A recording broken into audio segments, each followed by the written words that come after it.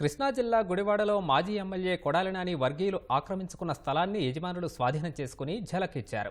వైకాపా ప్రభుత్వంలో సుమారు 100 కోట్ల రూపాయలకు పైగా విలువ చేసే 7.66 ఎకరాల స్థలాన్ని కొడాలి నాని అనుచరులు ఆక్రమించుకున్నారు.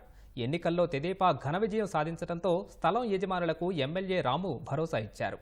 దీంతో ఆక్రమిత స్థలంలోని కంచెను జేసీబీలతో తొలగించి స్వాధీనం చేసుకున్నారు. ఉద్యోగిగా పనిచేస్తున్నాను. నేను గతంలో ఒక వ్యక్తి దగ్గర ఈ స్థలం కొనుక్కోవడం జరిగింది. ఆ తర్వాత కొడాలని మొదటిగా నా స్థలంలోనే ఆక్రమించి ప్యాకెట్ క్లబ్ పెట్టాడు.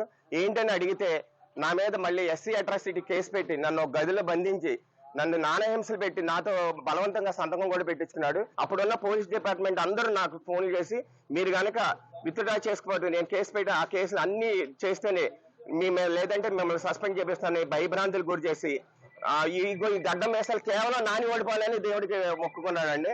మధ్య తరగతి వాళ్ళు ఉసురు తగిలే కూడా నాని అంత ఘోరంగా వైఫల్యం చెందాడు.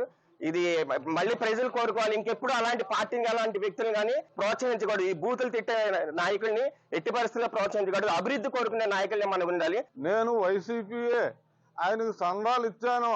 4 సంవత్సరాలు 4 సార్లు ఆయనకే చేసాం. నాది కూడా దోసేశాడు.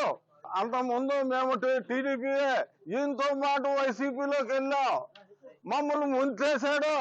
420 గాడు. ఈ సైట్లు మొత్తం విలువ సుమారుగా 100 కోట్లు.